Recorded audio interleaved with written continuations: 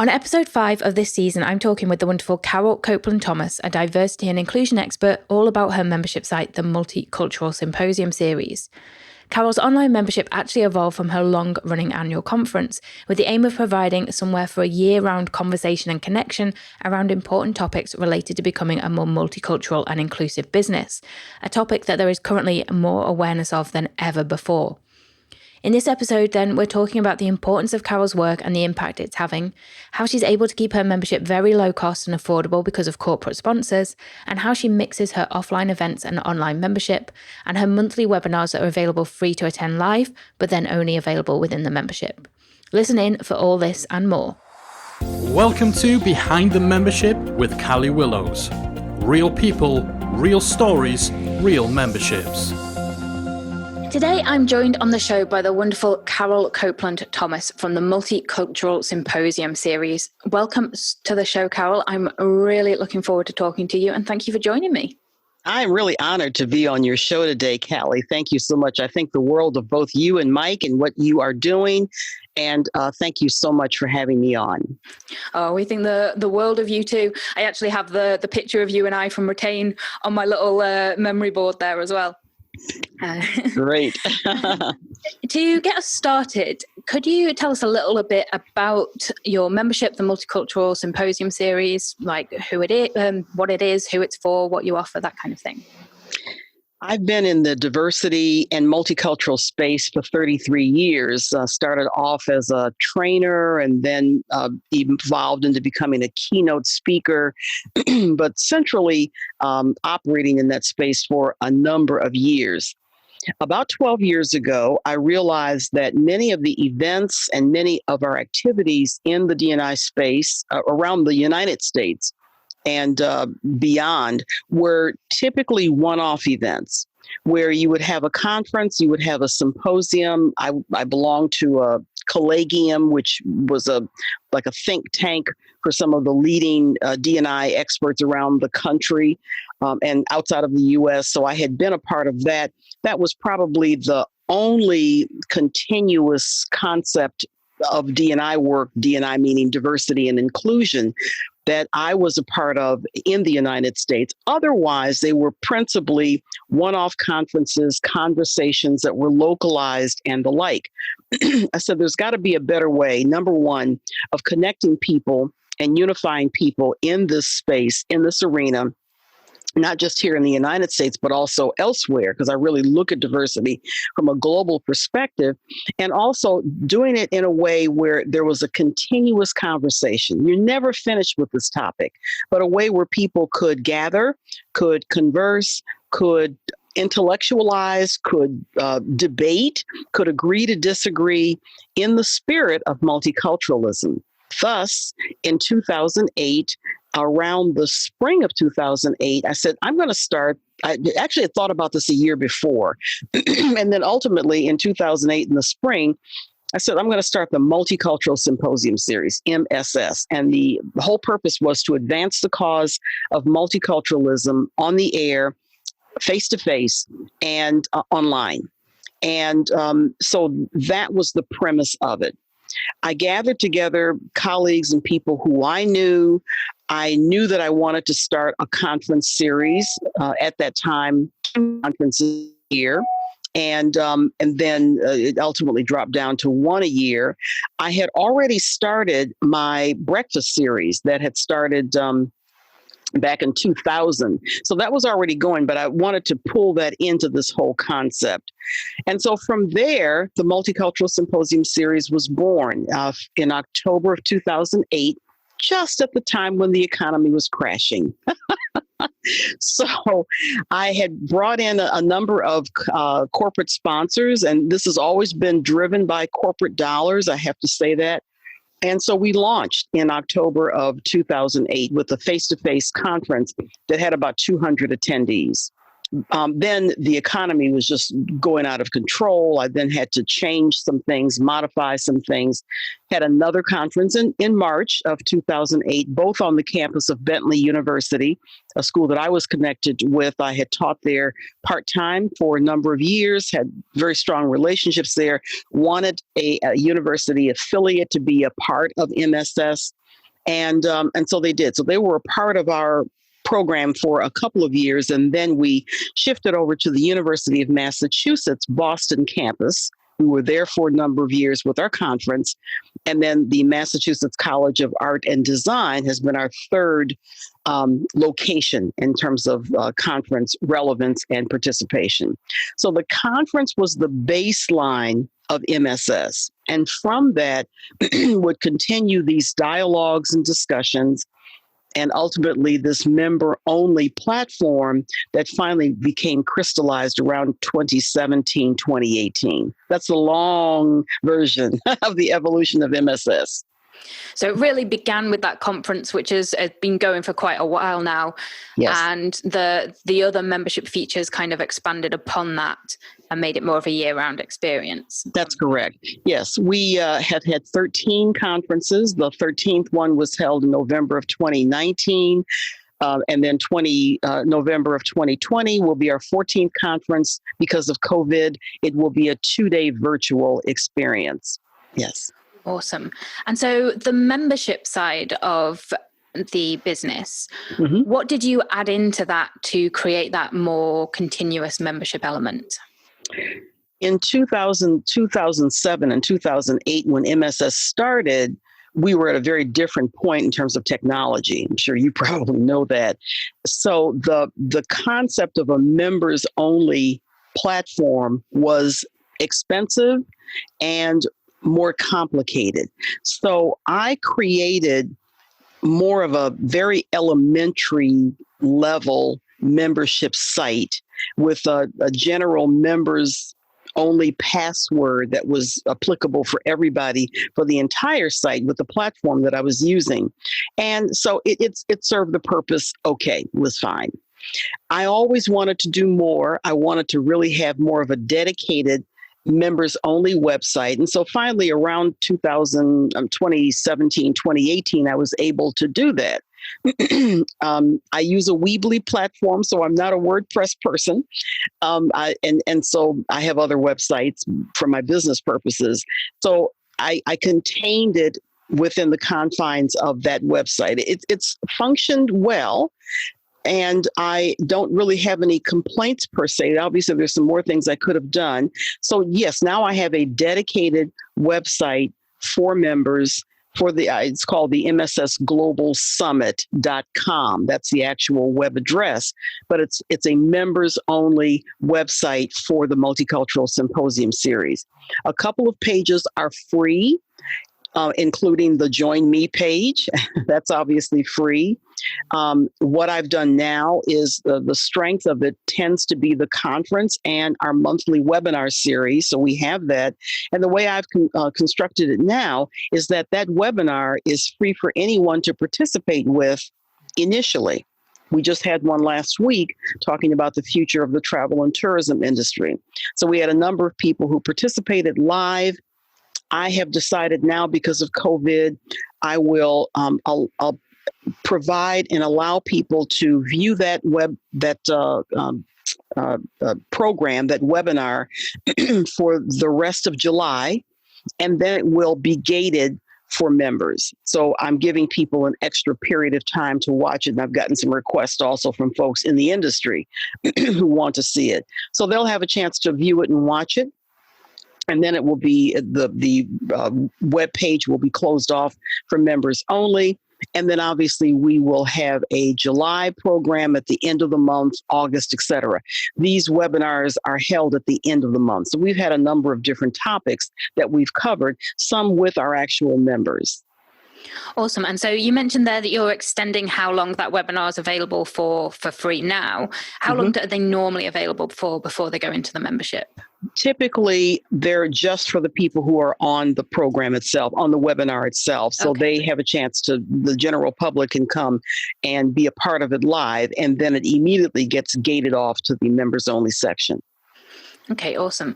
And so I wanted to ask you a little bit about your typical members. So the topic's diversity and inclusion. So is it typically companies and corporates that are joining who are looking to expand their knowledge for their business teams, or is it small businesses? What kind of members are you attracting?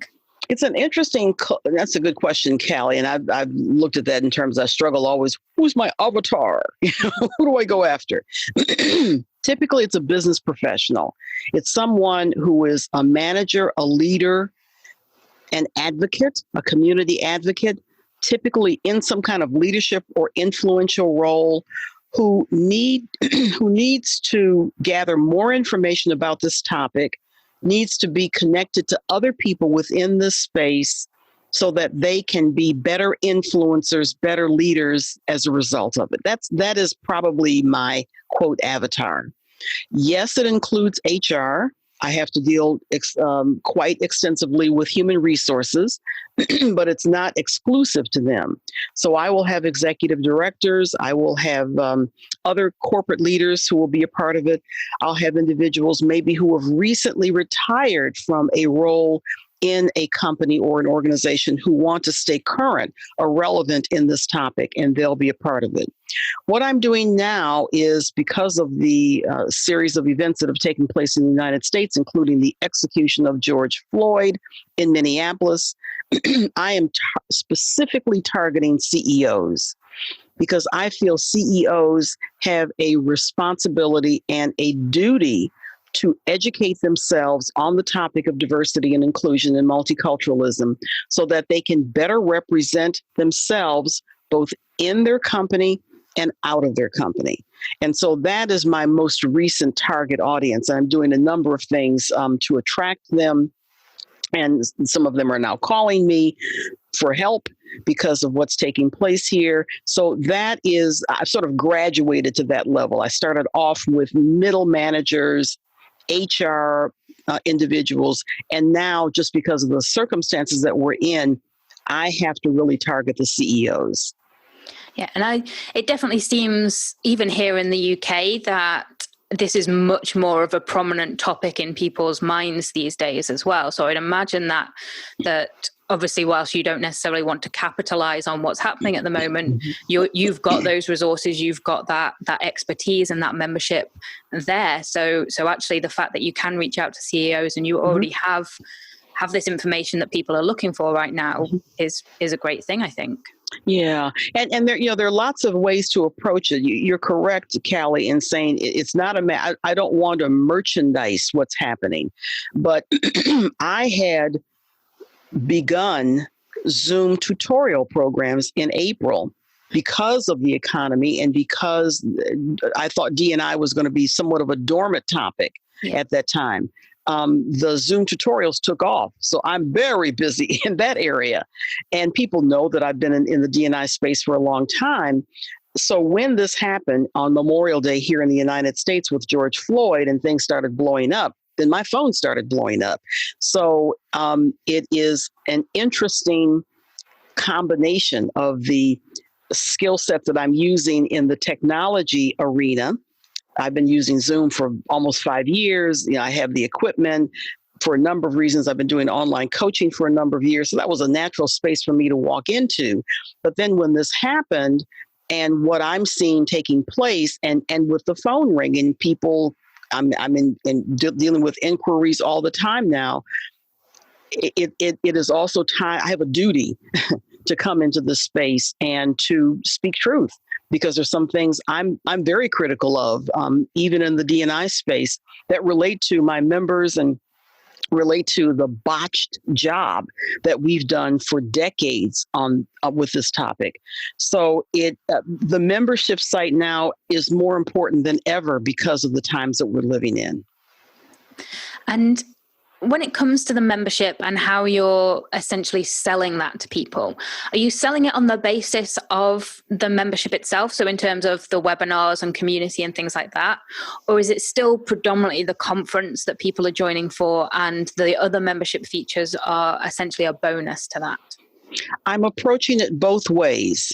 Year round, I am identifying and working with sponsors because the sponsorship revenue source and my training and speaking revenue source are my principal vehicles for revenue in my company.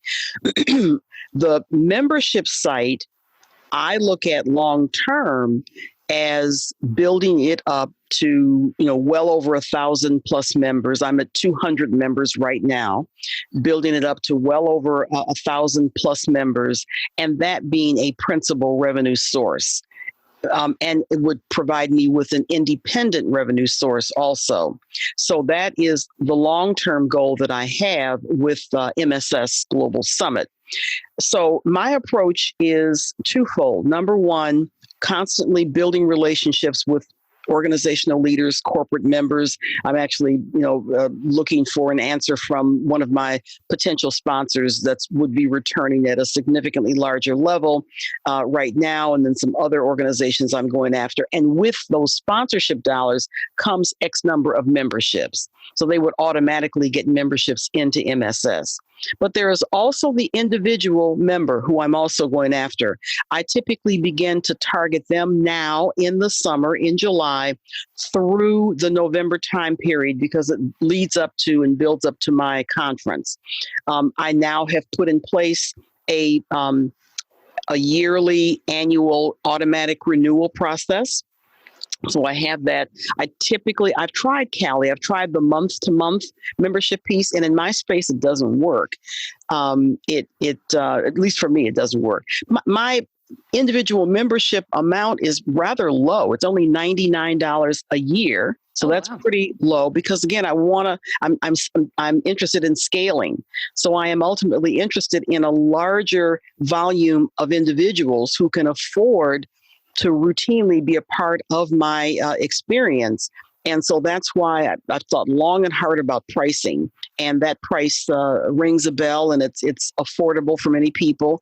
I'm glad I have it low because of the economy that we're in, and I'm pretty assured that I will have people who will return even though our economy is in such a precarious state. So my approach has been twofold. It's always been toward the corporate element because I'm in that space a lot, but also for the individual who is interested in this, who is committed to this. And I have a number of my members who are in that space, and the investment makes sense for them. Awesome. And so a couple of questions on that. The first one is the $99 per year. As you say, that's very low. Mm-hmm. Is that just for the membership? Does that include the conference, or is the conference then an additional fee on top of that? It includes the conference. Oh, wow. So it includes the webinars, online activity that I currently have with the membership site, and it includes the conference. And again, I can do that because I'm supplemented by the corporate sponsorship piece. I couldn't do that if it were a standalone, but because I approach it that way, it works out for me, right? I have tried higher price points. I've had price points in the $200 range. They tend to be companies that would come in at that level, and so I've experimented, and as of last year, landed on the solid $99 rate, even though I've had higher price points. And I think, as you said, it is a low price point, but it makes it a no-brainer price for people that are interested in this topic and who want to do the work to kind of improve their company and things. Mm-hmm. Where, if they're not a bigger company, the pricing might be an issue. So actually, I think that's a good strategy because you've got that corporate sponsorship, which a lot of memberships won't have. Right. Then actually, I think that's a great kind of model for you, having both of those revenue. Yeah. And I really, my goal has always been to stretch beyond the U.S. I really want international. I have a couple of people from Canada who are my members and one or two people in other countries, but I really want to expand. And to me, I've always seen this as a global marketplace, a global community. And so for that reason, I wanted to keep the price low so that it would not be a hindrance for people in other countries to join. Yeah, and that was actually going to be my other question was it an international audience that you have, or is it mainly US centric? So yeah. No, it's international. I've had international speakers. I've brought speakers in from the UK to my conference, from India to my conference, and we certainly use Zoom for various purposes. So I look at this topic internationally. Awesome. So, what would you say has been your biggest challenge with the membership over the years? Then, scaling. At this point, finding enough time to really scale this business and to bring people on board who understand its importance. I don't think it's going to be a problem now because of what we're facing. I think now is the time for me to really pounce, and what I'm going to do quite aggressively, because we have this virtual conference coming up. So I'm going to take advantage of that to really scale my membership. And probably the community forum. I have had, it's like crickets with my community forum, where people will participate with the webinar series and they want to be a part of the membership, but I have not had much luck with really an active community forum. Now, this is a forum where I'm paying a service to have this forum housed in my membership site. So it's not a Facebook forum. I do have a MSS free group that I have had for many years, and it's quiet, pretty quiet, about 150 members or whatever. I have a very active Facebook page. So I've well over 5,000 members there. I have a very active LinkedIn page, 7,000 members. So my Facebook and LinkedIn presence probably participate with my image as a diversity professional. And so I use those platforms also. But I would like to transfer some of that and would like to have a healthy engagement within the membership site and the community forum. That's what I would like to work on. Do you think some of that, with your engagement in the forum, do you think some of that is purely who your members are? So if it is more companies, CEOs, executives, directors, that maybe that community element, they've not necessarily got the time to spend in a community, and actually the fact that they're turning up for the webinars and things is great because that's where they're getting the education. Mm-hmm. So it's not necessarily going to have that hundreds of posts a day kind of community just based on the kind of people that are members, I would imagine. I think you're right. I do, just because of they're very busy people, and but they have a stake in the game. So you're correct that they show up at times when it's important for them, and the webinars are the vehicles of choice that they use. I think that you're right. One thing I have not started yet and want to start, again, this is a great time to start, are my online courses. So I think that will drive more people to the site when I establish those this year. I'm going to do that in the next, let's say, month or two. A number of courses dealing with unconscious bias, just basic diversity sessions, may have a couple of Zoom sessions in there as well, how to use Zoom for your purposes when you're having your diversity dialogues. So I believe that once those courses get established, and you have to be a member in order to participate with them, that will also spill over into more conversation with the community forum. Yes, definitely. And again, I've learned so much from membership guys and from the academy, as a member of the academy, just the plethora of courses that you offer, the way that you have them laid out. I'm using them as models as I'm setting up my own courses. Oh, great. Mm-hmm. And so if those are the challenges you've had, or what would you say has been the highlight or your favorite thing about having the membership? Just the membership, and in general, when I meet people or see people who will quote me verbatim, will say, I sat through your training session, or I listened to your webinar and you said so and so, or I learned XYZ. My heart warms when people who I haven't seen, and maybe they're not part of my membership academy of MSS, but maybe they've been a part of my audience in past years. And this has happened to me more than once, and 5, 6, 7, 10 years.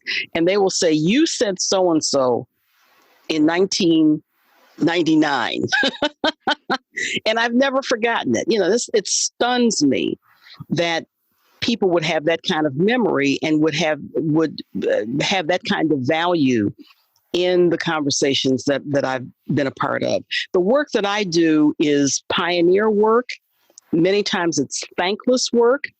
I've tried to run away from it, as I've mentioned to you, with the onslaught of the coronavirus. I said, "Oh, okay, I'll go off and go into this area now and deal with technology and Zoom," and then it just comes roaring back to me. So this is the space that I'm supposed to be in, knowing that it's hard and it's difficult, and now is the time for me, in this case with the CEOs, to hold them accountable. And to say, you need to do this because you said this in these glowing letters that you've put out, but I know what's going on in your company, and what you're doing in your company is crap. Your people tell me that. So, yeah, the membership platform provides more of an in-depth opportunity for people to feel safe about exploring this topic, and also looking at ways that they can navigate the tough, choppy waters within their organizations. Yeah. And it's one of those topics as well where you almost have to appreciate delayed gratification, because you're having a huge impact, but that impact isn't something that's immediately going to be seen, or it's not something where somebody gets an immediate result that they can then come and say to you, here's this awesome thing that we've done as a result of thingy. So you're having a huge impact, and you're having an impact probably a lot beyond what you see and because obviously if you impact the companies, you're going to impact the employees and have a much wider reaction in the world as well. So yeah, you've definitely got that odd topic where there's a huge impact there, but you're not necessarily going to see immediate results or get those huge wins from your members, like with a lot of other topics. Exactly. Now that you very elegantly said exactly what has happened. It is, I say pioneer and you say delayed, and we're saying pretty much the same thing. It is a topic that if you want to make a difference, you've got to push hard. It's uncomfortable, but that's the only way to make a difference. If you're really looking at cross-cultural respect across lines of ethnicity and race and other topics, knowing the history, certainly in the United States, it's one that, you have to push and work toward it. Now, you're recording this. I know that this is an audio podcast, but we're looking at my virtual background. I have an American flag back here because it was the 4th of July. And Black Lives Matter, because of the importance of this topic now, that was a symbol back when Trayvon Martin was killed a few years ago, but now it's become a rallying cry within the United States because Black Lives Matter. And some people will say, well, all lives matter, or blue lives matter for the police department. And I'm going to see if I can very quickly pull up something that will explain this. It's not a matter of that. It's a matter of understanding the seriousness of what's happening within the Black community here in the United States, and how we are being subjected to all kinds of horrific things that are killing us. So there was a little girl who was protesting a couple of weeks ago, and she had a poster board, and she said, "We said Black Lives Matter. Never said only Black Lives Matter. We know all lives matter. We just need your help with Black Lives Matter because Black lives are in danger." And that's exactly what is taking place. The killings by police vigilantes, by other individuals who have this deep-seated hatred of my people. I go back 6 generations in this country. My roots are traceable back to the mid to late 1700s. I have a very active family reunion, and we've done a lot of archival tracing. We know the plantations where my family comes from and what has happened since that time. So I'm a very proud African American, and my roots go back a long time. So, when I hear the hatred and I see the things that are taking place, it hurts my heart. It hurts all of us.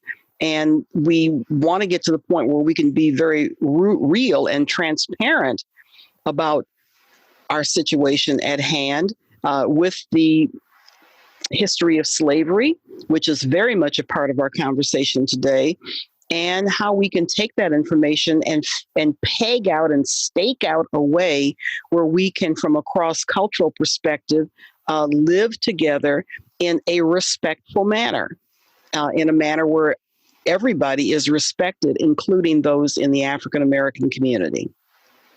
Yeah, definitely. And I think more than ever, this seems to be prominent, not just in America, but around the world. Yeah. We've had smaller movements like this before over the years, because this isn't a new problem. It's not a new problem at all. I think it's just become that breaking point for a lot of people, and understandably so. Yeah. And that's had ripples outside of America. We've had protests here in the UK where, don't get me wrong, racism is alive and well in the UK as well, but it's a very different system to in the US, I would say, as well. But yeah, I think the fact that, this is happening all around the world now, it's a much bigger issue, and people seem to be ready to actually adopt change and fight for change as well, which exactly is the important thing. Yeah, I mean, I look at, I was watching the protest in Bristol, and the statue that was the metal statue of the slave gentleman who was involved in the slave trade back in the 1700s, where his whole metal statue was ripped up and then rolled and thrown into the river.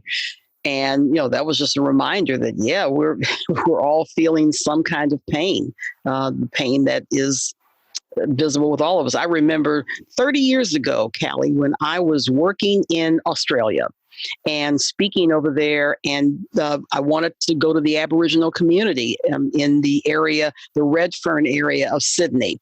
And so I asked somebody, how to get there, took a bus or a cab over there, just showed up in one of their health centers and was welcomed in open arms, and learned about their plight and how they had so much respect for our civil rights movement in the United States, but they deeply connected with the indigenous people in the U.S. We call them indigenous people, the Native Americans who are here. And that was a reminder 30 plus years ago about the connection that people have to each other, whether you're in Australia, whether you're in Kenya, where I go, whether you're in England, Newcastle, or in the case of Belgium, where they took Leopold II statue down. He was horrible.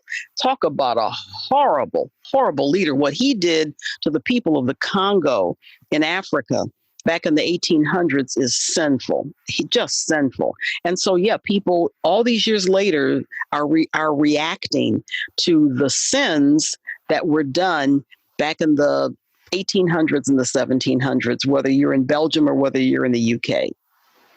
Yeah, definitely. So I want to switch gears a little bit now, and let's talk about life as a membership site owner. So do you have a team helping you with the membership and the conference and things, or is it mainly you? It's mainly me, and that's by choice. I've had, with my business activities, staff in the past, a small staff, but by choice, because of technology and because of the virtual arrangements that can be had, I have taken advantage of that in terms of virtual assistants. I have, with my conference series, a team of volunteers ready at the moment with my face-to-face conferences and my breakfast series. I've had 27 breakfasts, I believe, and 13 conferences. And so I have a core team of people here in the greater Boston area who support and help me with my activities. So with that, with outsourcing when I need to, I'm in pretty good shape. in terms of what I do. My daughter and son-in-law live here with me in my home. I have another daughter and son-in-law who live elsewhere with my grandchildren who I haven't seen in several months because of this COVID. But my daughter helps out quite a bit. So she is very supportive of what I do and assists me in what I do. So I manage pretty well. And it's primarily because of technology. Awesome. And so what would you say are actually your main priority or tasks on a day-to-day basis then? Do you have a fixed routine, or is it various depending on what you're working on? Oh, that's a great question. It varies, but now, again, because of where we are, it's interesting. I'm very busy in a different kind of way now than I was prior to COVID. Typically, without COVID, I'd be out somewhere or it would be online. There would be this combination of face-to-face activities, meetings, events that I would be putting on, et cetera, and the online presence. Now everything is online, but it means that I have to schedule my time well in advance. I have the free tutorials that I continue to run with Zoom, and because they're popular and people all over the country will participate. I have client activities now that I'm running because of the race situation here and companies wanting to really get the information and work with me in terms of structuring forums. I'm running a forum tomorrow for a company. I'm running a conference next week for a company. So I'm very busy with those kind of activities. And then I have been introduced and invited to participate now with 5, almost 6, but 5 virtual town halls. 3 dealing with the direct aftermath of George Floyd's death. So I've worked with colleagues and people I know in Minneapolis, Minnesota. We've now had 3 virtual town halls that have been actually hosted by a church there, St. Peter's African Methodist Episcopal Church. That's also my denomination, African Methodist Episcopal, that goes back to 1787, connected with the Methodist Episcopal Church. We're an outgrowth of that. And so our sister church in Minneapolis hosted now 3 town halls that have been seen, by several thousand people. And so we had leading experts in Minneapolis talking about the aftermath. We've had legislators as well. I moderated them and helped to co-produce them. Done the same thing for an organization here in Boston called New Democracy Coalition, headed by the executive director is Kevin Peterson. I should say that Reverend John Robinson is the pastor of St. Peter's AME Church in Minneapolis. William Wells, Bill Wells, is a member and also the former chair of the National Black MBA Association, of which I'm a part. So that's been my Minneapolis town hall experience.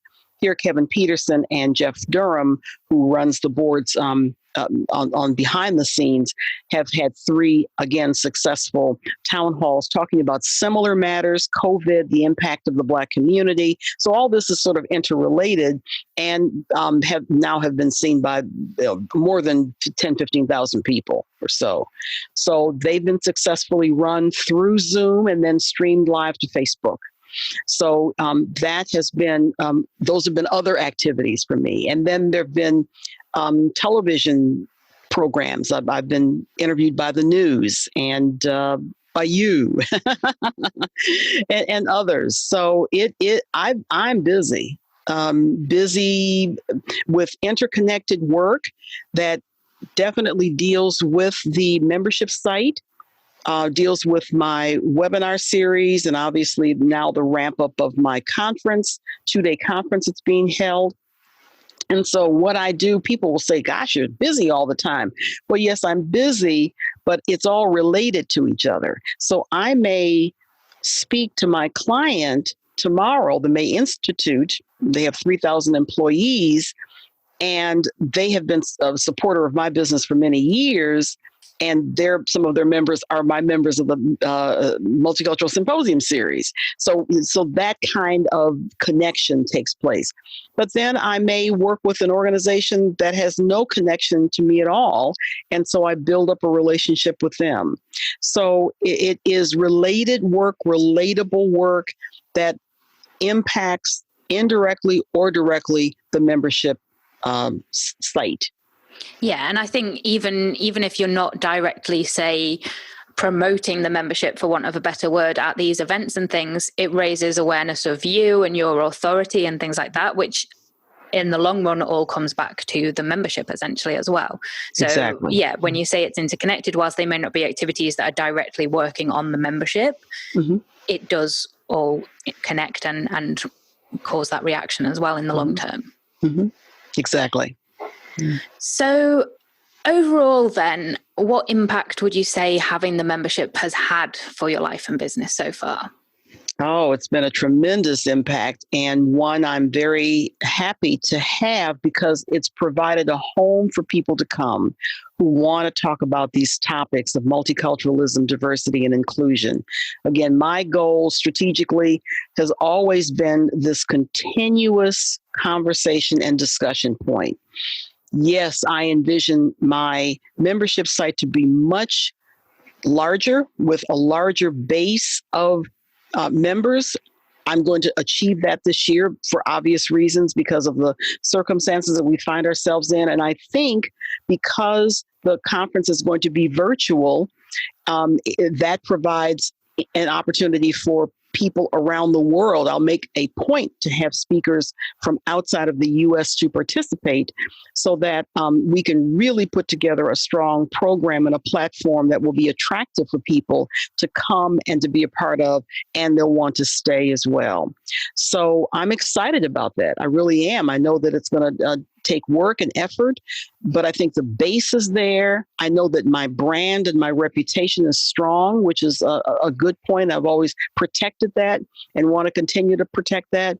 But now it's a matter of helping people to understand the value of the Multicultural Symposium series and why they're needed and why it's a great place for them to hang out and be a part of.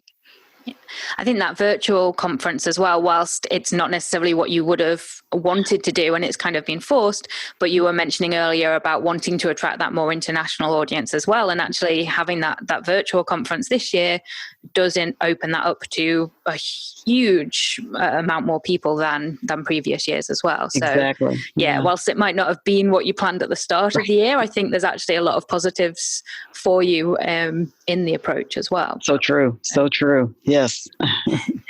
So is there anything, if you were starting the membership again, that you would do differently, or anything that you wish you'd known earlier? That's a great question. I thought about that, and I would say that I probably would have blogged more consistently, provided more content, and certainly gotten the online courses up and running earlier. Although I have to say that now is probably the time to do it. So earlier may have been maybe a year back or so. But definitely the writing, because writing is so powerful and it can be repurposed in so many different ways. And I have other sites that sort of feed into the members' site. So my blogging goes to my main site, carolecopelandthomas.com. And then a sister site to the membership site is mssconnect.com. So those are the places where the blogging takes place. And I would say, would love to have had those ramped up more plentiful in terms of content. But that's me speaking. And when people visit my site, I'm actually revising my main site right now with the help of a wonderful young woman, Ayanna Coleman is her name, Ayanna Coleman, and she's based in Tokyo. She's an African American, married to a German, based in Tokyo, but she's a marketing expert. And so we're working together. She's working with me just to repurpose and redesign principally the front half of my website, which will go live soon. And so that's exciting. And so listening to her, I have a lot of respect for Ayanna and others. They say, "Oh, you got a lot of content on here." So maybe it's just me thinking about, I want more and more and more, and not realizing for some people, it's that's enough. Yeah, definitely. And so actually I'd love to just know, with the membership as it is currently, if somebody joins as a member, so you've mentioned the monthly webinars, do you get kind of essentially a library of those previous webinars? Do you also get the previous conference content? What does somebody actually get when they join? Absolutely. That's a great question. Yeah, you get access to the entire website, which includes past conferences, their whole video programs on with our past conferences, the photo galleries, hundreds of photos with our previous conferences, and also all of the webinars that are available. All of those would be available to someone who has access as a member. Right. Awesome. And so if with you mentioning about doing online courses in the future, would they be part of the membership, or is that something you're looking to do separately or a combination? Oh, I've learned from you guys. No, it'll be part of the membership. Oh, yeah, definitely. So again, high value for a very affordable price. Again, the whole purpose of that is to attract a much larger audience. So yeah, the online courses will definitely be part of the membership package. Awesome. And so my last question then, and you've sort of already mentioned this, I think, as we've gone along, but I'd love to know what your goals are for the Multicultural Symposium series. What does the membership look like for you in a year's time, say? At least 1,000 members initially. A place where people can go and they can get truthful, factual information, not a lot of puff, credible courses, content. The one thing I should mention, Callie, is that the writing I have done, I'm pretty meticulous about what I say and how I say things because I know how people read what I say. I mean, they literally read what I say, and they'll call me out if something is inaccurate. So I have a tendency to provide a lot of background information, maybe some historical information or references, not from an academic perspective, but just information that can be used and passed on. So, that's something I want to do more of. And I want this site to be almost like a university where you come and you can meet different people and you can take courses and you can learn and you can exchange information and you can talk and find and realize that, what you're saying, your voice matters and other people's voices matter. And you can learn from a perspective that maybe you hadn't thought of before. In the U.S. is 5% of the world's population, just 5%. Yet our resources, what we demand and claim are much, much larger than 5%. Unfortunately, Americans don't really know that much about other cultures.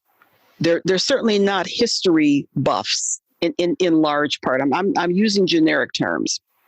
And so I look at my site as an opportunity from an American point of view to help teach Americans about what they don't know about themselves and what they don't know about other cultures outside of the U.S. And then I also look at people outside of the U.S. coming to mssglobalsummit.com and learning not just about the American perspectives, but perspectives that they may not have considered elsewhere. So a good part, I'm really looking forward to getting back on the road and traveling again. I love to travel because that feeds my content with my website with the Multicultural Symposium series. So that's going to be, very important from 2021, 2022 going forward. And I certainly have enough information and content now to ramp up and to beef up. But I really see this as being a content-rich marketplace for people to come feeling that they are at a credible place and a place where they can get great information, but then sharing that information with other people as a result of being members. Awesome. That sounds great. And yeah, I'm really looking forward to seeing how this does expand and grow for you over the next year, 2 years, because I think, it's definitely the time for this to really take off, I think, for you and for that change to really start becoming more commonplace. And I can't thank you and Mike enough again for starting the membership, guys. Your free site and your academy. I'm not just flattering you, but I'm telling you something that I really feel. I mean, you've done what I like about the information that you have there is that it is substantial and not gimmicky.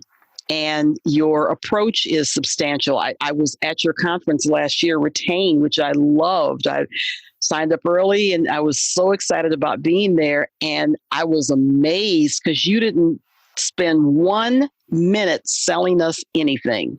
It was all about the content and the information, not 1 minute. You gave away your book, which I just picked up yesterday. And just your approach with how you're looking at membership sites and how you're guiding us and giving us information, I think is an appropriate way to go. As I mentioned earlier, certainly here in the U.S., there's a lot of crap out there. There's a lot of crap in my industry, in other industries. There are very slick salespeople out there that can lead you astray, or you can give up a lot of money. And I'm very respectful and thankful that you're not in that space. Oh, well, thank you. That really means a lot to hear. And yeah, we love having you as a member, and it was awesome to see you at Retain last year and get to spend some time with you as well. So yeah, we really appreciate that. Thank you. And so if somebody wants to find out more about you, see a little bit more of your information and things like that, where's the best place for them to do that? The membership site, where you could go, again, a couple of pages are free and you can learn about us, is mssglobalsummit.com. It's mssglobalsummit.com. My website is Carole, and that's Carole with an E, copelandthomas.com. And then a companion site is mssconnect.com. So 3 different sites, sort of interrelated. Awesome. I'll put the links to all of those below the interview as well to make it really easy for people too. And so, yeah, all I want to say is just thank you so much for joining me today, Carole. It's been great talking with you. Lots of great information there. And as I said before, I'm really looking forward to watching your membership continue to grow. Thank you. Thank you so much, Callie. That's all for another episode, folks. Thank you for listening, and thank you again to Carole for sharing her experience. If you'd like to see more of Carole's work or to join her membership if you're looking to improve your own company's diversity, then head to mssglobalsummit.com or head to themembershipguys.com/BTM37 to find the links to Carole's various different sites, as well as to pick up the transcript and show notes for this episode. One of the things I particularly love about Carole is how she is always looking for new ways to support her audience and bring value, especially in the current climate. So while she is busier than ever right now, she's still looking at how she can make her membership better and more valuable with the addition of new features like courses. What did you find interesting about this episode? Let me know your takeaways over at talkmemberships.com. And I'll see you again next week for another episode of Behind the Membership.